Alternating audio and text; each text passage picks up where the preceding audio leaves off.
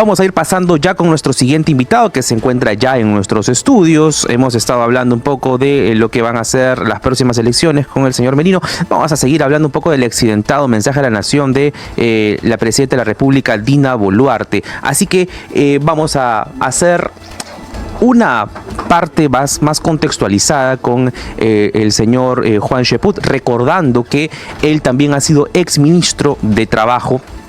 Y en este momento la población joven, que representa poco, quizás menos del 25% en este momento de la población, de acuerdo a una encuesta de 2023, buen porcentaje va a asumir también una responsabilidad de cara a las elecciones del 2026.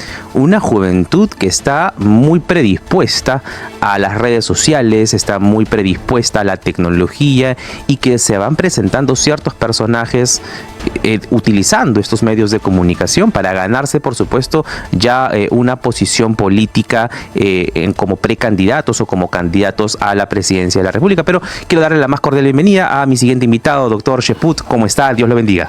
Muy buenos días, Juan Diego. Felicitaciones por tu performance. Gracias, estimado doctor. Usted siempre ha sido muy amable aquí hacia nuestros estudios, en las diferentes entrevistas que hemos dado, los análisis que nos ha tocado realizar. Ahora, de manera particular, en sucinto, señor Cheput, ¿cómo poder evaluar la forma en la que ha utilizado la comunicación la señora Dina Boluarte en su reciente mensaje a la Nación del 28 de julio? Yo creo que ella no entiende de comunicación política. No sabe diferenciar entre los contenidos y el mensaje, ¿no? Entre el formato y lo que uno quiere transmitir. Es decir, uno plantea un escenario de información cuando se dedica a leer un conglomerado de cosas. Estás informando, ¿no? Pero el gesto, la forma como uno se comporta, lo que lee o piensa y lanza al público entre líneas, y sobre todo el contexto, es lo que transmite un mensaje. Y desde ese punto de vista, la desconexión de Dina Boluarte con la realidad es abrumadora. Ella se ha presentado un poco más y se ponía de música de fondo la ópera Aida, ¿no? Retorno vencedora, ¿no? y nada que ver, pues, o sea, a mí lo que me ha sorprendido, Juan Diego, es esa incapacidad para reconocer el error y hacer un mea culpa, tal y como hicieron 3 expresidentes en su último mensaje, ¿no? Alejandro Toledo, Alan García y Ollanta-Humala, ¿no? ¿Alan García en su primer gobierno o el segundo? En el segundo. En los 3 casos en el segundo gobierno, ¿no? En este siglo, ¿no? O sea, personas que no se latiguean, pero sí dicen, hemos podido hacer más, no lo hemos podido hacer, pero esperemos que el próximo gobierno lo haga. En este caso, ni una sola palabra para generar esa condición, ¿no? De que hay una serie de errores y que se espera que el próximo gobierno sea mejor, ¿no? O sea, ella está completamente divorciada de la realidad, no entiende lo que es comunicación política. La presidenta Dina Boluarte se ha presentado también comunicacionalmente en la forma confrontacional en la que se dirigió hacia el público, es en que si es que ella no asumía la presidencia, el fin de la democracia llegaba al Perú. Entonces, de alguna manera, hay como que también comentarios y percepciones en cierta parte de la población que la ven a Dina Boluarte como una salvadora de la democracia, porque hubiera sido caótico que se concrete el golpe de Estado de Pedro Castillo. No, mira, el golpe de Estado, que no se concretó, ¿no? O sea, hablando sobre hechos concretos, devino en una sucesión constitucional. Ella asume la presidencia de la República constitucional, tal y como antes lo fue Manuel Merino, expresidente de la República, que ha estado acá presente. Entonces, las circunstancias vienen después, la ruptura de sus promesas. Si es como ella dice, ¿por qué prometió elecciones en el 2023 a los pocos días de haber asumido el mandato? Claro. ¿Por qué? ¿Y por qué luego en febrero del 2023 promete elecciones para abril del 2024? ¿No? Entonces, más bien ella ha generado las condiciones para este retroceso institucional en el país como consecuencia de no honrar sus promesas. Porque yo sí creo que si ella hubiera honrado sus promesas, el Perú no estaría en la situación en la cual estamos, que sí estamos a puertas de ser un Estado fallido con el incremento de la delincuencia organizada que ha infiltrado la política y otros estamentos del Estado, y sobre todo con el desorden institucional, Juan Diego. Nunca en este siglo se ha visto que los poderes del Estado estén enfrentados como lo están ahora. Nunca. Y eso lo subrayo, ni en los peores momentos. Incluido el Ministerio Público, ¿no? Por eso, bueno, está adscrito al sistema de justicia sí. y tiene autonomía, efectivamente, incluido el Ministerio Público. O sea, todos están enfrentados, ¿no? Congresista, bueno, doctor Cheput, usted ha sido ex congresista y también ex ministro en el momento en el que le toca asumir al señor Merino. Hay una reacción muy fuerte por lo que usted mencionaba. Dina Boluarte se ha contradecido en muchas oportunidades, se ha contradicho, perdón. Nosotros queremos ver un episodio que resalta un poco la forma en la que reaccionan ciertos congresistas de la República en el momento en el que Dina Boluarte empieza a mencionar ciertas partes confrontacionales. Le invito a que se coloque los audífonos, por favor. Perfecto. Y me dé su apreciación. Y un panorama de emergencia que se agravó por las intensas lluvias. Congresistas,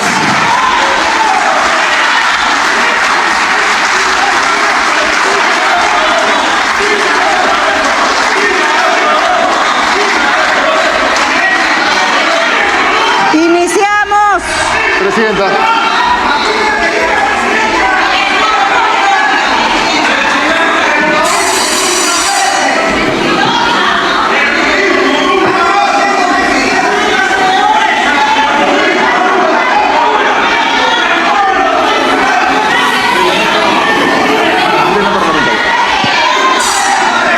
Señor relator, de lectura a lo que corresponde al reglamento.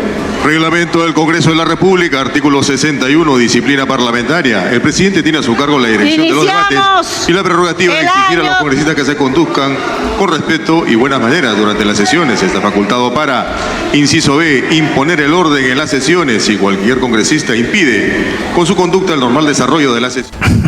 Ni siquiera pudo esperar a que termine de hablar en ese momento el oficial mayor y el presidente Gerí, el presidente del Congreso, tuvo que hacer una seña para que el presidente tenga que esperar a que se termine de poner orden en el Congreso. Usted ha sido congresista, ha sido ministro. ¿Ha visto, ha presenciado algún evento bochornoso como este? Sí, cuando he sido ministro, como un congresista de Tacna sacó la bandera chilena y la puso en el escritorio de Pedro Pablo Kuczynski cuando se presentaba el gabinete, porque decía que era pro-chileno, pero ahí obviamente intervenían las bancadas de inmediato y retiramos la bandera y lo pusimos en su sitio a este congresista. ¿Fue ¿no? año 2016? No, eso fue en el 2005. Ah, ok. En el 2005, cuando fui ministro de Trabajo con Alejandro Toledo y se presentaba Pedro Pablo Kuczynski en el Congreso como primer ministro, ¿no? En el voto de investidura. Y luego ha habido una serie de eventos a lo largo de mi vida política que no he estado en el hemiciclo, pero los he visto, como por ejemplo cuando Anel Tausen pone unas ollas vacías frente a Alberto Fujimori en el año 1997, cuando Fujimori era poderosísimo, en señal de que el pueblo tiene hambre. El propio Fujimori que empieza su mensaje ante el nuevo Congreso en 1990 con unas frases que para mí en términos de comunicación política fueron brillantes en ese momento. No digo que su gobierno fue brillante, sino en ese momento que lanza un montón de billetes de Intis, millones, ¿no? Lo lanza y dice, ¿no? Heredamos un desastre. Ese es un mensaje político. O sea, la gente tenía, en lugar de billetera, utilizaba maletines de educación física, ¿no? Y heredamos un desastre, con eso visual, gestual y comunicacionalmente transmitía pues un mensaje. No era necesario alzar la voz o ir al choque verbalmente. Mira, la presidenta cometió un gravísimo error. ¿Cuál fue? Durante todo el mensaje, ir con un ánimo provocativo, ¿no? Entonces, lo que estamos viendo es que en política, cuando tú provocas, generas una reacción. Y obviamente, si las bancadas de izquierda han reaccionado como han reaccionado, es simple y llanamente porque ella empezó con ese ánimo provocador en los primeros minutos de su mensaje. Y lo paradójico es la torpeza de la derecha, y lo subrayo, la gran torpeza de la derecha, de asumir la defensa de la señora Dina Boluarte. Ejemplo, Marta Moyano. Me parecieron sensacionales los primeros 10 minutos, lo dice en Twitter, ¿no? Y por eso soporté todo el mensaje. La señora Marta Moyano está diciéndole al Perú entero que el fujimorismo respalda a Dina Boluarte y por lo tanto le da la razón a esos radicales del sur que dicen que este gobierno es de derecha. ¿no? Y después que no se queje el fujimorismo cuando pierda la valla. El argumento de decir que esto es un gobierno de izquierda, entonces bajo la publicación de Marta Moyano se cae. Nada, en absoluto. Lo que sucede es que, mira, cualquier persona que tiene contacto con las regiones del Perú sabe perfectamente que en la mayoría de nuestro país piensan que ese gobierno es de derecha. ¿Por culpa de qué? ¿De quiénes? De bancadas como las del fujimorismo, APP, Renovación Popular, que permanentemente blindan a la señora Boluarte. Y esa actitud en las redes sociales que leen los jóvenes con bastante fruición, como bien ha señalado al inicio, pues simplemente al leer eso se dan cuenta de que este gobierno es de derecha. O sea, tú por un lado tienes a la izquierda protestando, mira en términos políticos, una izquierda que protesta contra Dina Boluarte, que tiene el rechazo del 98% del país.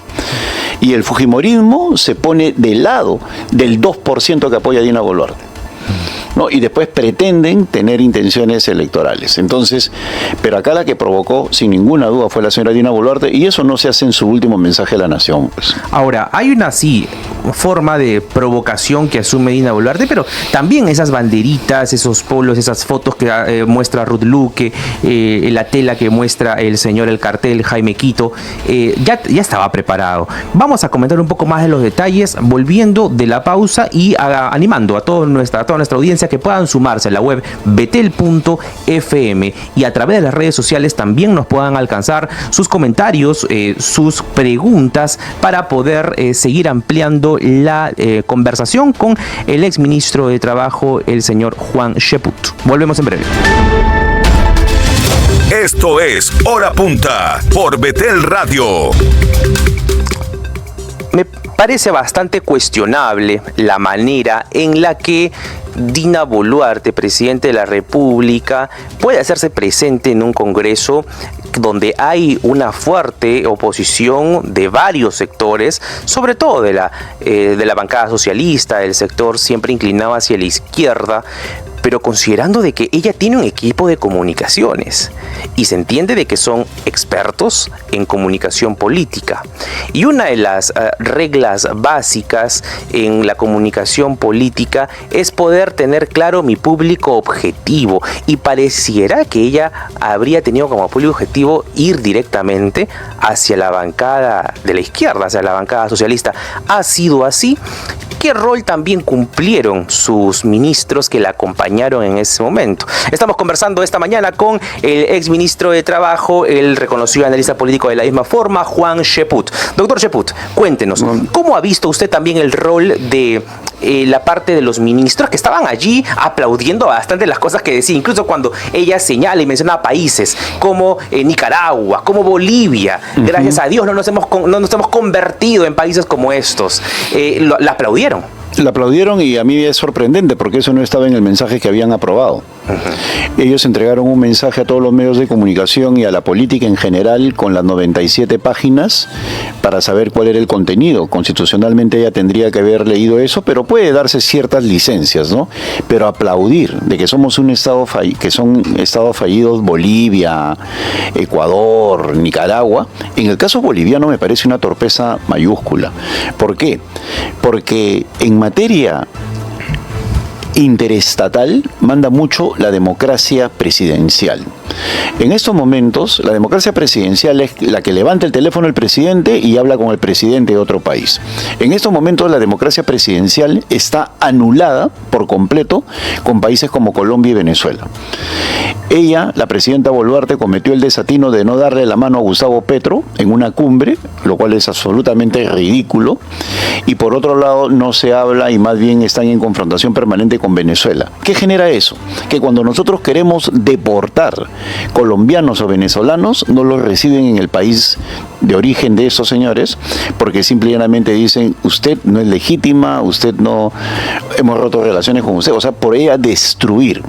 Y ahorita tenemos problemas con Bolivia, de migración también, porque Bolivia está en una situación económica caótica, y en lugar de generar los puentes para evitar ese tipo de problemas y poder hablar con el presidente Arias, oye, no quiero por si acaso que no pasen los bolivianos, vamos a tomar medidas, ella rompe palitos con Bolivia. Y lo más lamentable, es que el canciller Schialer sale a justificar eso por conservar su puesto, ¿no? En lugar de decir, es una cuestión que no estuvo en el mensaje, lo voy a conversar con la presidenta, vamos a ver de mejorar la manera de tener una democracia presidencial efectiva. Entonces, ella no tiene un Estado Mayor.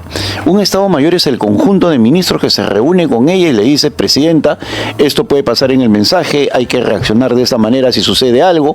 En todos los mensajes hay situaciones anecdóticas, usted tiene que reaccionar así o así.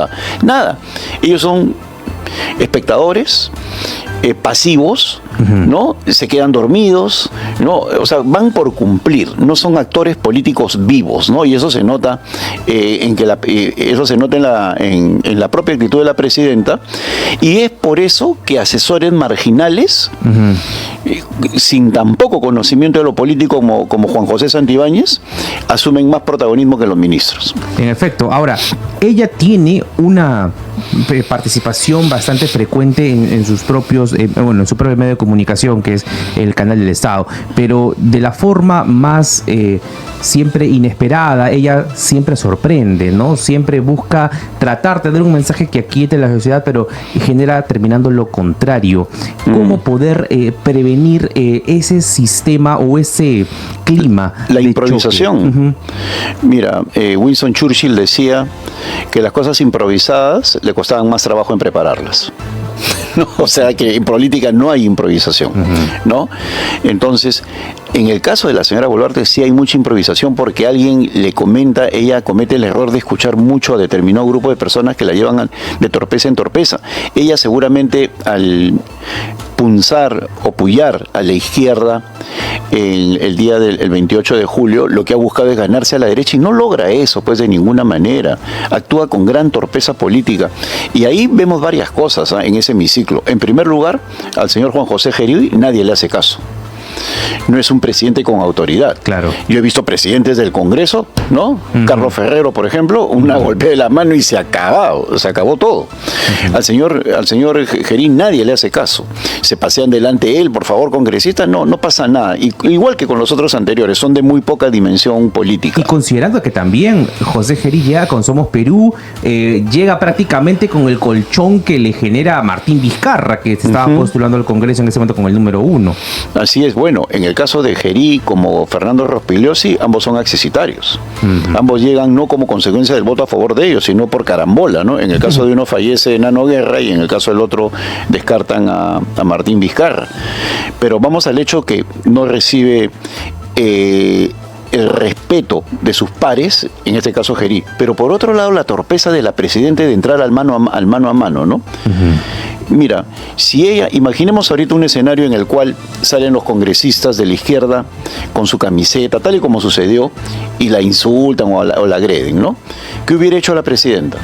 Simple y llanamente hubiera señalado, dejen que hable, señor presidente, déjenlos que hablen, que se manifiesten. Esta es la principal demostración de que estamos en un país demócrata, en el cual respetamos a todas las opiniones, y más bien, si el señor que está allí gritando hace esto en Venezuela, terminaría preso. Si hace esto en Nicaragua, terminaría en la cárcel y nadie sabría de su paradero. Esa es la diferencia entre Venezuela y Nicaragua y el Perú. Y punto, y se ganaba los aplausos de todo el mundo. Una forma bastante diferente, ¿eh? Y política. Claro. Y política, no que ella entra al puyazo, lo cual demuestra pues que está rodeada sobre todo este señor Santibáñez, que no sabe nada de política, basta con ver sus declaraciones, y es por eso de que la señora entra en trompo y no encuentra legitimidad. Por eso es que cosa que hace es cosa que es rechazada, porque es demasiado torpe en la forma como se conceptualiza, ¿no? Y acá hay lo que yo quiero remarcar, señor Cheput, y es la forma en la que también cierto sector de la población, y yo temo que también gran parte de nuestros hermanos cristianos evangélicos, caigan en este discurso bastante engañoso en la que tengamos que conformarnos con algo malo por la idea que podríamos haber estado peor. Veía varios comentarios en las redes sociales que decían, mal con Dina Boluarte, pero 100 veces peor con Pedro Castillo. Y sí, o sea, quizás no hay punto de comparación el uno con el otro, pero al final nosotros no podemos terminar inclinando ni abrazando políticas que terminan teniendo bastante improvisación, terminan teniendo bastante ataque. Y por supuesto, si es que aquí estamos nosotros con la identidad de ser cristianos, pues por supuesto nuestro mensaje tiene que apuntar siempre a la pacificación, tiene que apuntar siempre hacia el desarrollo. En todos los lugares en los que la Biblia se colocaba como principal fundamento, en diferentes lugares se construían universidades, se hacían hospitales, y esto por supuesto basta con mirar el legado que nos han dejado diferentes hermanos mayores de la teología inglesa, de la teología puritana. Y en ese sentido, señor Cheput, estamos cada vez más cerca a una elección. Estamos al 12 de abril del 2026. Pero primero que nada quería felicitarte por tus palabras, realmente, Juan Diego, porque uno de los grandes problemas del Perú en este siglo es que nos hemos acostumbrado a la valla baja. Ya ser ministro lo es cualquiera. Toleramos la mediocridad de los ministros, toleramos la mediocridad de los presidentes, las medidas son paupérrimas, pero sin embargo decimos o nos justificamos con el pasado, podríamos haber estado peor. No, no es así. Acá hay que ver bien la situación. Estamos como estamos porque no hay oposición. Hay mucha gente que dice, ¿no?, sobre todo del fujimorismo y de APP, garantizamos la gobernabilidad, la culpa es de ustedes por votar por Castillo. Muy bien, el pueblo puede haber votado por Castillo, votó el 15%, pero el pueblo también votó por APP para que sea oposición, por el fujimorismo para que sea oposición, por Renovación Popular para que sea oposición, y eso esperan de ellos. Pero ¿qué pasa? Por eso es que están descontentos con toda la política, si los que tienen que ser opositores son al final socios de la señora Boluarte. El señor López Aliaga condecora a Juan José Santibáñez. Acuña la protege permanentemente. Keiko Fujimori no dice ni una palabra del pésimo mensaje. Entonces la ciudadanía se decepciona. No tenemos por qué tolerar la mediocridad. O sea, si asumimos pasajes bíblicos, inclusive cuando se rompen las reglas, Cristo interviene con la santa violencia, ¿no?, con los mercaderes del templo. O sea, hay códigos que hay que respetar. Entonces, en este caso, nuestros códigos constitucionales no se respetan y estamos permitiendo la mediocridad generalizada. Matan permanentemente a las personas y ya lo hemos normalizado, ya no es noticia. En el Perú de hoy pueden matar a una niña de 2 años, ¿no?, en el asiento trasero del vehículo de su padre, y ni siquiera es tendencia en Twitter. ¿No? O sea, ya nos hemos acostumbrado a eso y no podemos tolerar con eso. Y en virtud de tu pregunta, Juan Diego, ¿qué hacer de acá al 12 de abril? Yo creo que la ciudadanía tiene que diferenciar popularidad de prestigio. La popularidad la tiene cualquiera. Tú, mira, en toda la conversación que tenemos, y la que has tenido con Manuel y la que tienes todos los días, no tienes necesidad de decir ni una lisura para decir lo que piensas, ¿no? Eso también es mediocridad pura, aceptar la lisura como vehículo de comunicación, y me dirijo específicamente a los jóvenes. Eso no es lenguaje, eso es procacidad, eso es vulgaridad, eso es no respetarnos como seres humanos si aceptamos que otro nos hable con lisuras. Eso no es normal, eso no se hace en otro país. En el Perú ya se ha convertido en algo normal hablar de 10 palabras, 9 lisuras, ofendiendo a todos. Y eso lo único que está generando es un plano de vulgarización generalizada. Podemos decir todas nuestras ideas sin necesidad de llegar al insulto, a la descalificación y mucho menos a las lisuras.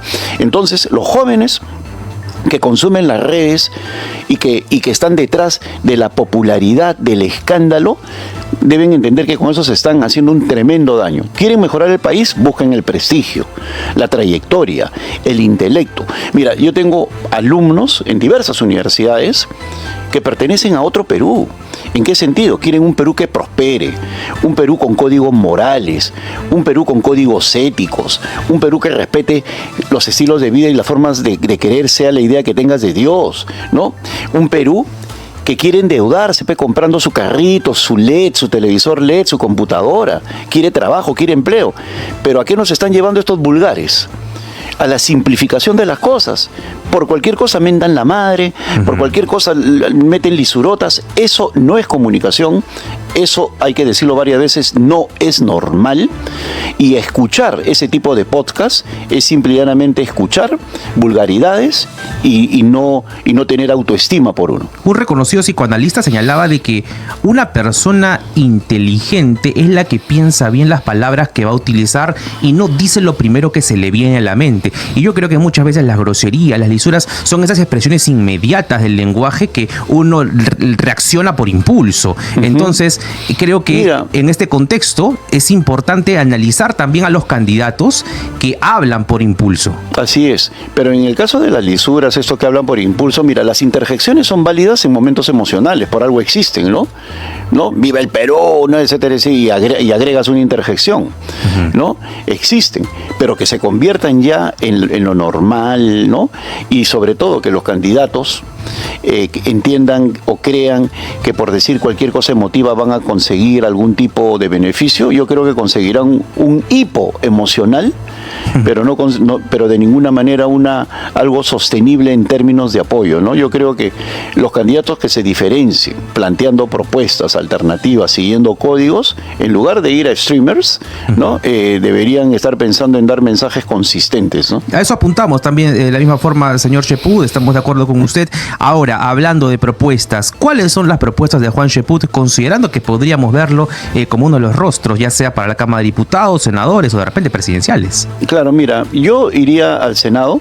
No estoy inscrito en ningún partido, por lo tanto no podría estar en lo que se refiere a alguna plancha presidencial. Pero su deseo es ser senador. Senador, en algún momento pensé en ser diputado por la parte de fiscalización. Y mira, estamos todavía a 8 meses y las propuestas de detalle creo que no es el tiempo para decirlas, pero sí una propuesta general, recuperar el prestigio de la política. Yo creo que ese es el gran marco que tenemos que ofrecerle a la población.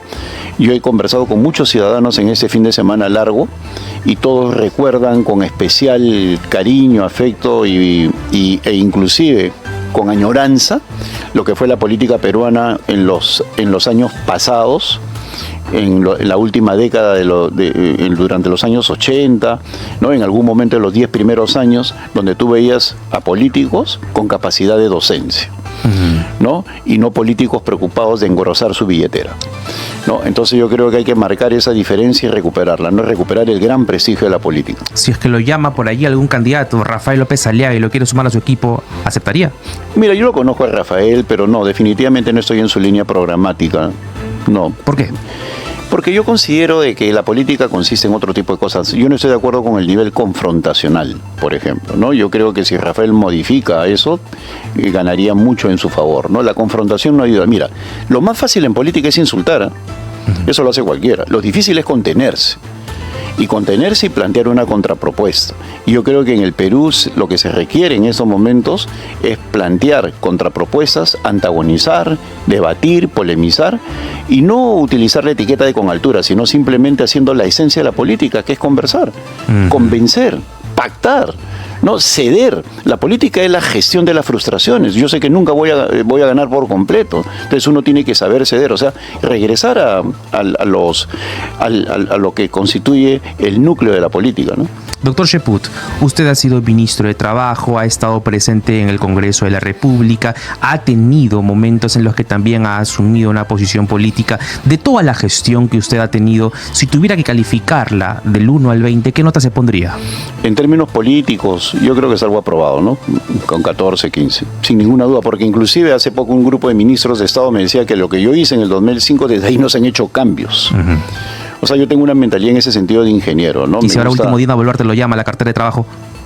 Bueno, definitivamente no, porque voy a postular, sería por muy corto tiempo. Si ella me llama ahorita o me llama cualquiera que sea presidente, no podría, porque tendría que renunciar en octubre. Entonces, ¿para qué voy a ingresar al gabinete para salirme a los 3 meses? No, es porque voy a postular, pero en todo caso yo sí creo que ella, en este tramo final, en este año, debería convocar a un premier de primer nivel. Yo creo que Eduardo Arana está haciendo un papel mucho mejor que el anterior premier, pero en todo caso alguien con mayor capacidad de convocatoria, y organizar un gabinete que se convierta en un verdadero gabinete de transición, que se coloque al país durante este último año sobre las espaldas y conduzca un excelente proceso electoral, que dicho sea de paso no lo ha tocado como tema de fondo en el último mensaje, y eso es preocupante. Entonces, el tema electoral y la reactivación económica y la reconstrucción institucional deben ser los 3 pilares de su gobierno en este tramo final. Doctor Cheput, su reflexión final en 30 segundos. ¿Cuál sería?